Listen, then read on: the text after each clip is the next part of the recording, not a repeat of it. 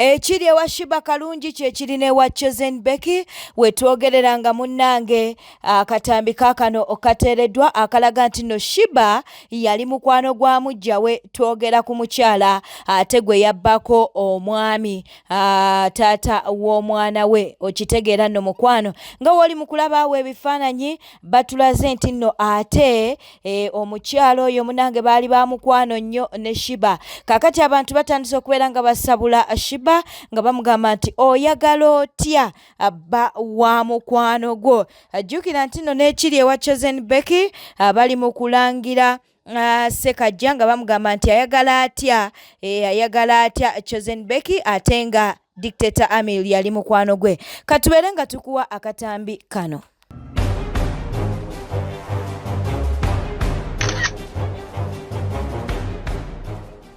Mbadde ndowooza leero nti Mukama bw'oliraba nga ntuuse ku levu nga sisobola kwetuusaako ekintu ekirungi pozi nga nsoose okukijja ku muntu mulala oba nga nsoose okulumya muntu mulala naddala nnyo nga mukwano gwange gwe nali ntudde naye ku meeza ne tuli emmere gwe nali mpiseeko muganda wange mukwano gwange. Mukama bw'oliraba nga ntuuse ku levu eyo taata ntwala ndiba ntuuse okugenda eka bwe ndituuka ku eyo level nga ntandise okubehavinga nga hina. Yes, depends on another person's pain. Nedda ntwala because that is not my character. That's not something that I want to leave this world proud that I did, especially nga mukwano gwange. Twogera ku bantu lwakuba there is a history of something beautiful. Nze ndaba byawukanamuko omukazi bw'abanga bawa abadde tayagala muwasa ate afunyeeyo ayagala omuwasa, that is good. Omukazi bw'abanga abadde abonyabonya baawe tamwagala gwe n'olaba omusajja bamubonyaabonya tebamwagala ate gwe omwagala, that is good. Naye nga mukwano gwo muganda wo that is something different. Kakati abanvumye, I understand that you're more close than anyone else. I understand. So your beautiful thing is safe. I understand that.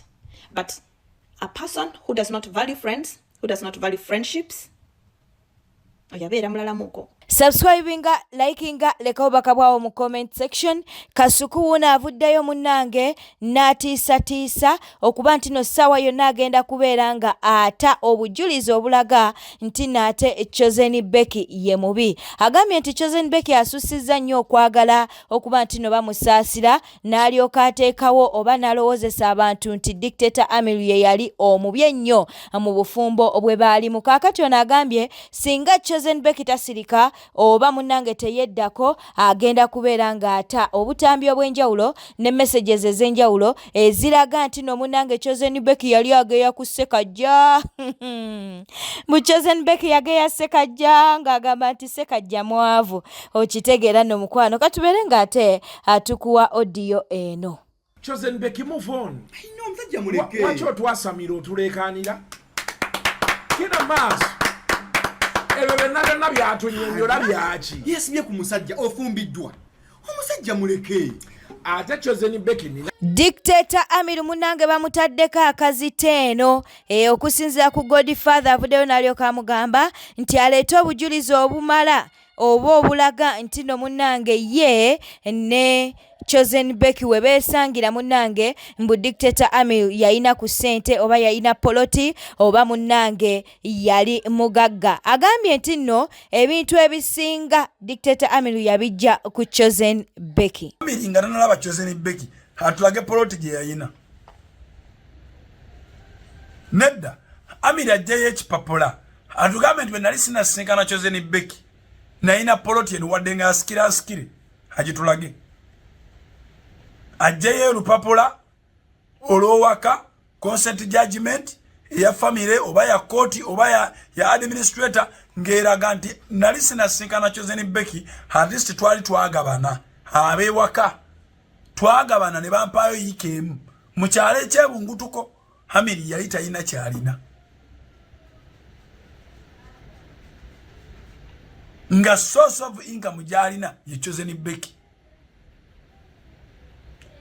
Amil najja akola ensobi naddira omuwala omuto omupya ku kibuga omupya mu Butaala omuwala ow'e Masaka ow'amaalo najja musembereza abasajja musimanya ba photographer musimanya ba makeup artist musimanya ba videographer omukazi yenna tebamusembereza musajja kasito sembereza omukazi omusajja oba omugabi moreover omusajja gwe yamusembereza was not a mere man yamusembereza omusajja alinamu talent ne skill bye basinga ku Amiri hoydo omusajja yali alina kyasinga wampisa mukakamu atayina extra talents kati nga ataliko n'obunaku munaku njukira omuntu omunaku ne bwaba tayina mpiso bali baba ayinamu katono ate asukkawo going extra mu mpisa ze kati Chosen Becky wano yafuna omuntu amuwuliriza amuwuliriramu amukola buli kimu kati Amiri wakwata omukazi n'omuleka mu nju ng'otambula ng'ogenze mu bibyo naye nga cameraman atuuka buli wamu cameraman yona agenda okuleetebwa nga waliwo cameraman agenze omukazi yenna atwala nnyo omuntu amubeererawo ng'ekyenjawulo obwo butonde omusajja bw'awangaala ennyo n'omukazi atamwa omukazi bw'awangaala ennyo n'omusajja yafuna okwagala okwaddala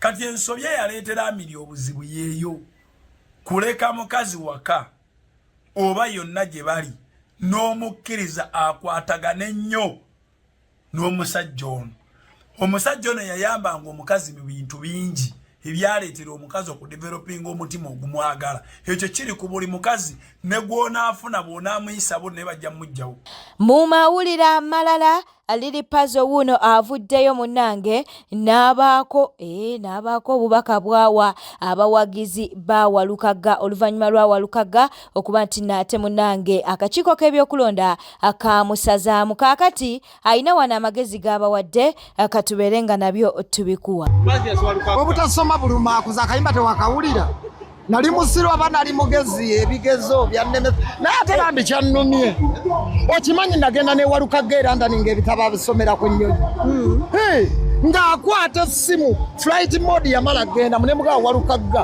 mu bbanga tewali network oyagala okusoma naye ojja kusomera era ndani so bambi kyannumye baba waluye kyannumye kubanga kati Walukaga okumuzza mu bivulu kasanda kikuube manyangwa Namige standard singers omusajja abadde yabiwonye naye bamukoze bubi nnyo naye kati abantu b'ebusiro kye muba mukola mukole kifiiriza bizinensi ffenna tubifiirwe buli abadde agenda okulonda Walukaga agenda akalulu akattu era babale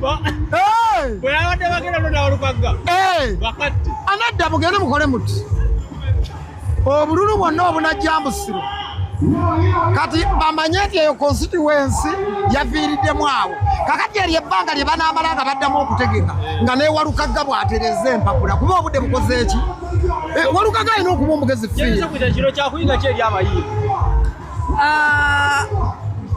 abayimbi ate ebiseera ebisinga mubeera olirezamazima abayimbi tebasoma nedda bwe mugenda kalulu obululu bwonna obunajja mbusiro east mu bukole bwe muti mubutte mukole kifiiriza business electoral commission emanya ati constituency yonna temuli balonzi obululu bwali valid kakati bajja bagamba bwali invalid webale fiina kyova okusoma kulungi ako webale katereezaamu kakati kitegeeza electoral commission ejja kulangirira commission leero bananga obutasoma bubifiina mwebale kusoma commission kakati ebbanga eryo lye banaamala wayita emyezi nga 6 nga bategeka kuba ebitabo bya Walukaga byawedde n'empapula abadde amala mwezi bintu byawedde kati eryo ebbanga ajja kuba amaze okwetereza nga n'omusango bamaze okuwoza baddemu akalulu baabawaalu ng'ali ki Abitex Wuna atabuse atabukidani atabukide Bobby Wine atera n'avaayo n'atabukira ne Betty Nambozo w'emukono n'atabukira Muwanga Kivumbi ataawo munange n'atabukira ne Nobert Events. Jukira nti Nobert Events akyali mu kkomera yasibibwa akigambibwa nti no munange abali emabega w'okusibibwa kwe kuli Dr. Jose Chameleon, Eddie Kenzo kwossa ne mukyala wa Eddie Kenzo atwogera ku Minister Nyamutoro. Kaakati katubeere nga nabyo tubiku. Nobert Event yantumiza ngende yalina byangamba. Bigala kulamira. Nobert Event bebe kulu yabamujja mu kkomera. Abamusibe ba NRM. Chameleon wa NRM. Zekimanyi Eddie Kenzo yakina munyo omukono mukazi we. Bonale bona mutolo. Era bwe mu kooti yazagamba shame upon you. Mbadde ndowooza nze mubagenda okweyimirira Nobert ku mulundi guno sigenda kubeera muwadde okukwata ekiriko ente okukiwaayo ja Nobert mukundi mukomera. Ekisa ekingi waliwo oluusi kibyoba ate n'omuntu atanyiika butuufu abeera mu buyabuya. Nobert Event nze mbadde njagala bamusibeyo myezi nga 6. Nobert Event ajja kwekuba mu kifuba asunsulira alina okwogera mu bantu. Era nsabirira nina abantu nga basatu bali ku social media okwo bavuma bawemula nawandikira dda ne UCC simanyi laki nabakunziramu ne UCC eyo bwe banagenda mu maaso nga tebezzeeko ebintu ebyange bimanyi bibange byakatemba naye atembeera serious nja kukwata fulasika ng'erimu obuugi nkwata akazindaalo ne fulasika ngende ku UCC mbagambe lwaki abantu bantu mbajja ku mpewo abawemule awo abaana baffe ne bawemula abantu abakulu ne bawemula abakadde ne bavuma ono n'oli. Kyagulanyi Ssentamu ayagala obuyinza ayagala ne ssente. Tekisoboka ekyo. Ababaka ba paalamenti ssente ze bakuwadde lwaki towa ku babaka babagenda okwesimba onoova wa ku ssente ne bakola kampeyini. Njagala ombuulire ku kampeyini ng'oggyeko obuuma mu Kyagulanyi bw'ayogererako ssente aziteekawo. Abantu abamu bateekamu amafuta ne beetwala. Woofiisi za NUP zisigale zirimu n'abantu kati ssente aziteeka luddawo.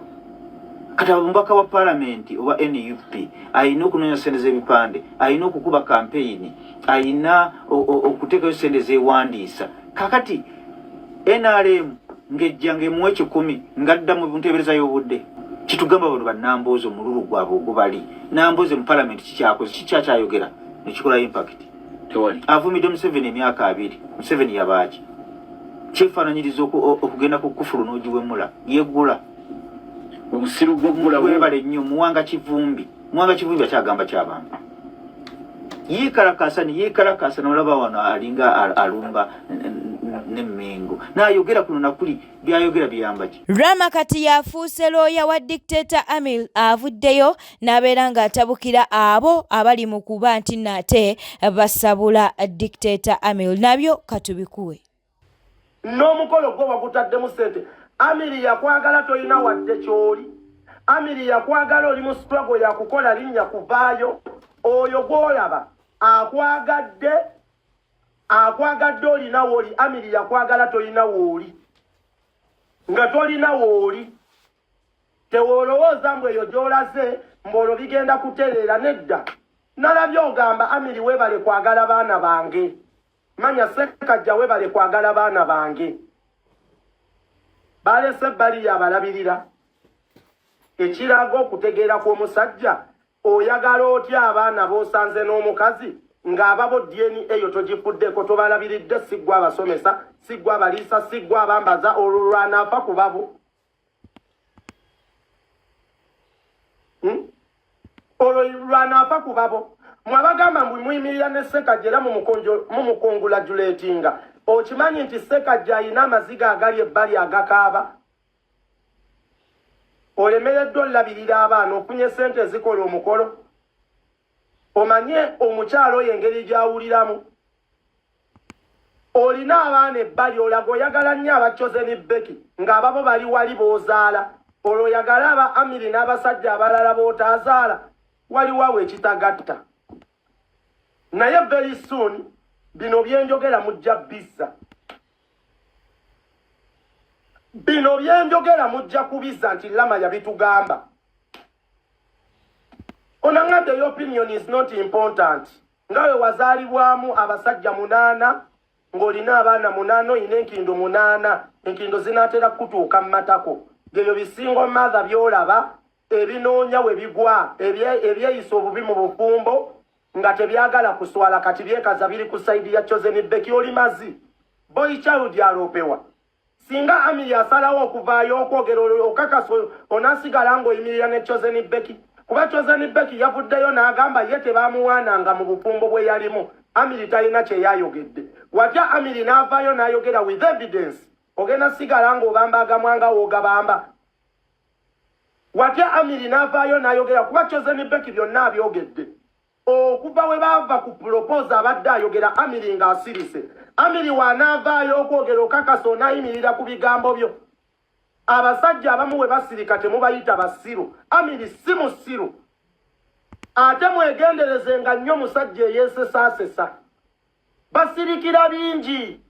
Baseka with pain. Baseka balina obulumi ku mitima gyabwe. Naye ng'omulaba aseka tomanyi kyatuulidde ku mutima. Oyo muvubuka olw'okusirika temumuyita omusiru. Alina obulumi bw'asirikidde. Chosen Beki alaze nti Amiri mubi. Alaze nti Amiri mukyamu. Byonna bikoze okufuba okulaba nga kakanya kasajja kattu. Amiri kikye yali avuddeyo n'ayogera. Okumanya ng'omuvubuka oyo yeetaaga n'awaadi. Yavuddeyo n'abakongratulating nga n'abagamba mbaagaliza obufumbo obulungi. Olw'okuba mumulaba aseka temulowooza nti talina bulumi. Omanyi obulumi omukazi gw'obadde oyita mukyalawo mu buliri bwe bumu mulya ku kyekimu otambuza ennyimba ze omupulaningira birungi byokka n'akeera ku makya n'ayagala best friend wo. Omanyi kye kitegeeza? Ekyo kyokka Amiri mwandibadde mumuleka n'omuleka. Tetwandibadde na buzibu ku Beki kubanga abakazi bangi bafumbiddwa ne bava mu bufumbo. Naye kino kyanjawulo Beki yakola obwenzi. Omanyi kye kitegeeza okubanga otaddewo sapooti yo yonna kale mu bunaku bwo ng'omukazi gw'olina already alina omusajja omulala. Omanyi kye kitegeeza? Amiri alina ebirowoozo bingi. Yalowooza nti alina omukyala mu maka kumba omukyala ali walala nnyo. Ebyo byonna Amiri buli wabijjukira bimuluma. Kataata mukalaba kuseka naye kalina obulumi. Ate tavuma. Tavoola. Era abeera wali ku restaurant ye n'aseka bannange mujje mugule Amiri Foods. Ono kasitoma yannyumidde nnyo nga tabirinako musajja wattu. Olw'okuba muwulira ennugu, muwulira ensonyi, muwulira obusungu, muswadde ensi ebaanise, ensi ebategedde mutandise okumuvuma. Kiki ekivumya Amiri? Ki ekivumya Amiri ssaawa zino? Ki ekimuvumya? Muswadde kati mutandise okumuvuma. Mutandise okumuvuma nga waataalabirira Chosen Beki. Amiri njagala okugamba ebigambo bino wammanga tewejjusa kuba omukazi gwe walina teyali musiraamu. Sekajja atwale Beki. Kyakitegattibwa na masjidi. Chosen Beki yogera mpaka n'onoowulira nti omutima gutowolokosa. Okusinga bonna tunaawulira nti Chosen afudde. Chosen Beki wassa abasajja bo mpaka n'onoowulira nti okooye. Nalabye n'ono ntambi. Gy'ojuzi wano obufumbo gwe bwakalema just gwe proposal ye yakulema. Nawe oli ku Chosen Beki yawasiiza bisajja bikulu kwebuza magezi. Kati gwe ntambi nawe proposal gwe yalema. Nawe wali mu kwongerera Chosen Beki. Olaba nawe proposal yagaana ng'omuwala agamba ye yateekamu ssente. Bamwabaki. Nalabye n'oli yawasa olukanyala lw'omukazi nga naye ali ku Chosen Beki. Mukazi waakulemye okulabirira yena alinga mukalu yena ali bw'ati alinga Sekeriton. Simanyi mulina ebimunywa ekiro. Akakazi ko katunula bubi mukwano. Obudde bw'omalira ku Chosen Beki bumalire ku kakalabanda k'ewuwo. Bananga omwana mumuvunye mumumazeeko emirembe. Kye mugamba yasoose okubikola. Chosen Beki mumugambira na bwerere nti yawasiza omusajja mu Buganda obutuufu oba mu buwangwa obutuufu ne woba musoga. Omukazi ng'agenda kufumbirwa batuuza meeting ku saidi y'omukyala ne ku saidi y'omwami meeting etuula. Fifi the Queen wuuno avuddeyo n'abeera ng'ate alabula Chosen Becky amugambye nti ayogera ebigambo bitono nnyo kubanga Dictator Amiru wanaavaayo okuba nti n'ate awa saidi ye ebiyinza obutabeera birungi. Okusinziira ku screenshot eyo gye tuli mu kuba nti n'ate tukulaga avuddeyo n'alyoka agamba nti nno tuli mu kuwulira saidi yokka eya Chosen Becky naye ate Dictator Amiru wanaavaayo n'ayogera bijja kubeera biralamuko. Kaakati asabye Chosen Becky abeere nga asirikako. Empulira ntamiddwa ekiwala kino ekyayimba oguyimba simanya maama yankuza gwe bakuza kikyana gwe. Ekyana ekiwala n'obeera wo n'oyasamira abantu leero n'oyasamira enkya abantu nafuna omusajja ani yagamba nti ffe twafuna bubizzi naffe twafuna basajja nekiddira amabina buli kadeera amabina gakuba emmeekaapu ogambaze ne gaalubindi tutegere nti olina amabina agabala kintu gwe tutamye ate wagenda n'ofuna ekisajja kye banywa mu luzaalo n'ogattako gwe kye baanaaza kali ttunsi kati kamutunke kuba ansi ebeera eyo bannange kiwala gwe tutamye wabula n'ennyoko akubuulirire bw'aba alemeddwa okubuulirira ffe tujja kukusesebbula n'osaaga yasaamirira mpola. Bwete tambudde obadde mulabi mulungi olukwekumira ku Newspark channel kankusaba obeere ng'osubscribinga olikinga n'okuleka obubaka bwawo mu comment section. Beera bulungi weeraba.